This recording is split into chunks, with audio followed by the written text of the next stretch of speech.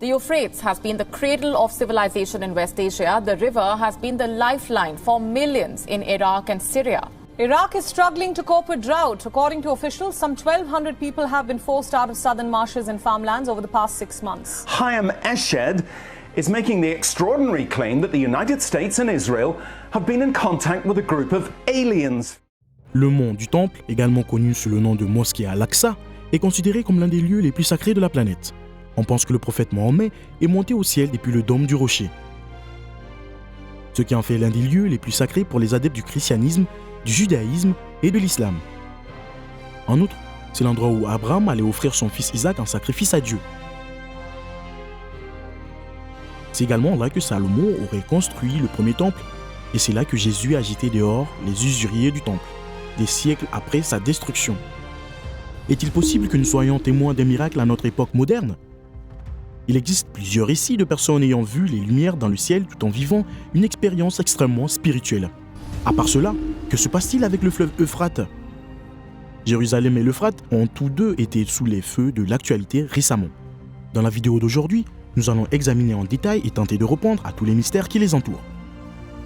De nombreuses traditions religieuses tiennent Jérusalem en haute estime, en particulier les religions abrahamiques, judaïsme, christianisme et islam, qui la considèrent comme une ville sainte.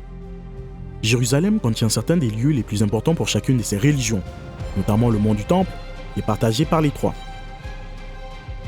Selon le Nouveau Testament, Jésus a été amené à Jérusalem lorsqu'il était enfant, et les visiteurs de l'ancienne ville ont déclaré ressentir un lien depuis lors. Cependant, il y a une chose par laquelle la ville sainte n'est pas connue, les objets volants non identifiés.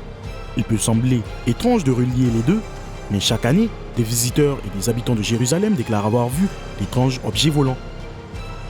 Ézéchiel, le prophète biblique, aurait vu des roues enflammées dans le ciel. Il est considéré comme divine. Aujourd'hui, une vidéo devient virale sur Internet et montre un objet céleste au-dessus d'Israël, qui pourrait ou non être de ce monde. Un habitant de Jérusalem se promène en 2011 lorsqu'il observe une lumière brillante qui plane au-dessus de la vieille ville. Il commence à filmer, et sa caméra capte sur bande quelque chose d'inhabituel. Une orbe de lumière éblouissante remplit le ciel au-dessus de la vieille ville. C'est assez inhabituel en soi, mais il s'abaisse jusqu'à une position jusqu'au-dessus des bâtiments, s'arrête une seconde, puis s'élève en un clin d'œil. L'orbe de lumière semblait planer juste au-dessus du toit. L'émergence soudaine d'un flash éblouissant surprend les témoins. Il s'élève dans les airs et disparaît en une fraction de seconde. Cela ne se passe pas n'importe où. L'orbe, ou quoi que ce soit, est perché au-dessus du dôme du rocher. Il existe plusieurs rapports de personnes ayant vu des lumières dans le ciel tout en ayant une expérience extrêmement spirituelle. Ils prétendent parce que nous sommes sur un site sacré, quelque chose de saint est en train de se produire. Cependant, après une révélation choquante d'un expert israélien de l'espace, l'idée d'un lien entre les ovnis et la Terre sainte a été relancée. Cette remarque a fait lever les yeux au ciel. Chaim Eshed, l'ancien chef de la sécurité spatiale d'Israël, a déclaré publiquement qu'il avait des preuves que des extraterrestres visitent la Terre. Selon Chaim Eshed, dans le cadre de l'accord, nous permettons aux extraterrestres de faire des recherches sur Terre et nous avons construit une base souterraine commune sur Mars. Il y a un accord entre le gouvernement américain et les extraterrestres. Ils ont signé un contrat avec nous pour faire des expériences ici, a-t-il déclaré. Eshed a poursuivi en disant que l'ancien président américain Donald Trump était au courant de la présence d'extraterrestres et qu'il était sur le point de révéler des informations. Il a été prié de ne pas le faire afin d'éviter une hystérie de masse. Selon un responsable de la NASA, l'un des principaux objectifs de l'agence est de rechercher une vie extraterrestre, bien qu'elle n'en ait pas encore trouvé. Bien que nous n'ayons pas encore trouvé de signes de vie extraterrestre, la NASA explore le système solaire et au-delà pour nous aider à répondre à des questions fondamentales, notamment pour savoir si nous sommes seuls dans l'univers. Monsieur Eshed, qui a supervisé le lancement de plusieurs satellites israéliens dans l'espace, a déclaré qu'il ne faisait son coming out que maintenant, parce que les attitudes évoluent et que les gens semblent plus ouverts à cette idée. Si j'avais dit ce que je dis aujourd'hui, il y a 5 ans, j'aurais été hospitalisé, a-t-il déclaré aux journalistes. Aujourd'hui, on parle déjà différemment. Je n'ai rien à perdre. J'ai reçu mes diplômes et mes récompenses. Je suis respecté dans les universités à l'étranger. Les remarques d'Eshed ont suscité un flot de commentaires et de suspicions sur Internet. Au moins une demi-douzaine de comptes Twitter se présentant comme des représentants de la Fédération Galactique sur Terre ont été créés. D'autres personnes ont demandé un traitement préférentiel et des rencontres avec les extraterrestres. Les déclarations d'Eshed ont été accueillies comme extraordinaires par Nick Pope, qui examinait autrefois les ovnis pour le ministère britannique de la Défense. Soit il s'agit d'une blague ou d'un coup de publicité pour aider à vendre son livre, peut-être avec quelque chose qui s'est perdu dans la traduction, soit quelqu'un qui est au courant rend les rangs, a-t-il déclaré. Les communautés des ovnis et de la théorie du complot ont été ravies, selon M. Pope. Mais des questions subsistent, comme celle de savoir si Eshed parlait à partir de connaissances et d'expériences personnelles directes ou s'il ne faisait que répéter ce qu'on lui avait dit. Le mystère entourant le fleuve Euphrate. L'Euphrate est l'un des fleuves les plus historiques du monde, ayant joué un rôle dans de nombreux chapitres importants de l'histoire humaine. Cependant, l'assèchement rapide du fleuve a surpris les scientifiques. Plus grave encore que la diminution du volume d'eau, les prophéties liées à l'assèchement de l'Euphrate dans les principales religions du monde. L'assèchement du fleuve est-il un signe de la fin du monde? Bien que cela puisse être difficile à croire vu l'état actuel du fleuve, cette portion du fleuve était autrefois un modèle de gestion de l'eau à Babylone. Lors de sa marche à travers Babylone, l'armée de Cyrus le Grand est arrivée au canot construit entre le Tigre et l'Euphrate pour faire circuler les eaux de ce dernier, qui autrement submergeait toute la terre voisine lors de la fonte des neiges sur les montagnes arméniennes. De grands canaux de la taille de rivières s'étendaient le long du Tigre et de l'Euphrate, tandis que des dizaines d'autres traversaient la vallée reliant les deux cours d'eau. Il n'y avait pas une seule partie du pays qui n'était pas bien arrosée. Les canaux étaient également utilisés pour le transport des récoltes. Le fleuve était également utilisé par les combattants religieux pour promouvoir l'islam dans tout le Moyen-Orient. Le gendre du prophète Mahomet, Ali ibn Abi Talib, a déplacé la capitale de son califat de Médine à Koufa, sur l'Euphrate, en 656.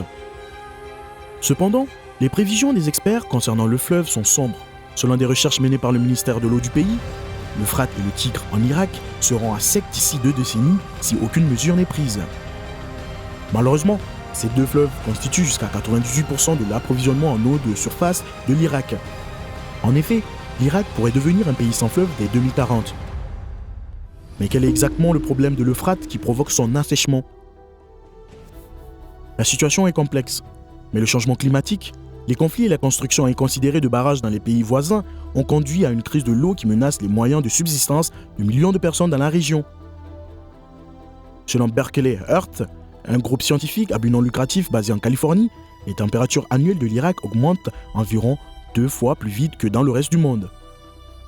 Le monde s'est réchauffé en moyenne de 1,3 degrés Celsius depuis la fin des années 1800, tandis que l'Irak a connu une hausse étonnante de 2,5 degrés Celsius. L'élément humain des problèmes de l'Euphrate, quant à lui, commence à plus de 1000 km en amont, près du bassin versant du fleuve, dans l'est de la Turquie, sous les montagnes du Taurus. Depuis des années, le gouvernement turc construit des barrages pour produire de l'électricité et développer les terres agricoles. Le barrage de Keban, sur le cours supérieur de l'Euphrate, a été construit en 1974, tandis que le barrage Atatürk a été achevé en 1990.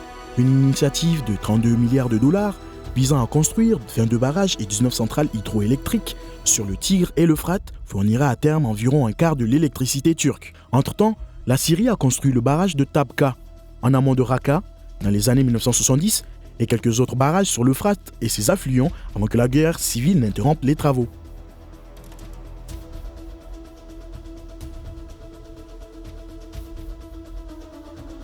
Le débit d'eau vers l'Irak a été réduit d'environ 2/3 depuis la construction des barrages turcs et syriens dans les années 1970. Les Irakiens ont affronté les deux voisins pendant des décennies pour obtenir leur part équitable de l'eau. Lorsque la Turquie et la Syrie ont canalisé l'Euphrate dans une série de réservoirs, asséchant pratiquement les cours d'eau en aval du fleuve en Irak, le conflit a failli éclater. En réponse, le gouvernement irakien a construit un réseau de canaux reliant l'Euphrate au lac Al-Tartar, au nord-ouest de Bagdad. Selon le ministère irakien, le fleuve Euphrate ne sera rempli qu'à 1/3 de sa capacité initiale d'ici 2035. Si l'on ajoute à cela la perte d'eau du Tigre, il manquera en Irak 80% des 53 millions de litres cubes qu'il consomme chaque année. Les spécialistes de l'environnement ne sont pas les seuls à s'inquiéter de l'assèchement de l'Euphrate. Ce fleuve a une signification unique dans 2 des plus grandes religions du monde, l'islam et le christianisme. Et ses adeptes sont très attentifs aux prophéties qui lui sont associées. De nombreux musulmans se souviennent de plusieurs hadiths qui mentionnent l'assèchement du fleuve Euphrate, notamment « Bientôt, le fleuve Euphrate dévoilera le trésor, la montagne d'or. Ainsi, Celui qui sera présent à ce moment ne devra rien prendre de lui. Sahih Bukhari. Le prophète Mohammed a dit « L'heure ne s'écoulera pas avant que le fleuve Euphrate ne s'assèche pour dévoiler la montagne d'or, pour lesquelles les gens se battront. 89 sur 100 mourront dans les combats. Et chaque homme parmi eux dira « Peut-être suis-je le seul à rester en vie ?» Sahih Bukhari et Sahih Muslim. De nombreuses prophéties du prophète Mahomet, notamment celles concernant les signes du jour du jugement dernier, se sont réalisées, selon les spécialistes de l'islam. Cependant, la prophétie concernant l'assèchement de l'Euphrate et l'exploitation de l'or ne s'est pas encore réalisée. Il s'agit d'une prophétie critique, car l'arrivée du Mahdi est intimement liée à l'imminence de la guerre. Ce n'est pas improbable, car la découverte d'importantes réserves d'or dans les lits asséchés du fleuve pourrait déclencher de nouveaux conflits civils entre les nombreuses tribus de la région, ainsi que d'autres forces s'ingérant dans les affaires de la région. Par conséquent, de nombreux musulmans suivent de près le sort de l'Euphrate, mais ils ont reçu un avertissement strict du prophète de ne pas chercher l'or. Cependant, ces prophéties sur l'Euphrate ont fait l'objet de différentes interprétations. Les universitaires pensent qu'elles pourraient faire référence à une période où l'eau de l'Euphrate sera extrêmement précieuse, comme l'or. Les revenus attendus des barrages de l'Euphrate pourraient être signifiés par le mot « or ». En outre, après le drainage des eaux de l'Euphrate, d'importants gisements d'or et de pétrole peuvent être découverts dans le sous-sol. En outre, ces matériaux précieux peuvent être découverts à la suite d'un affaissement de terrain.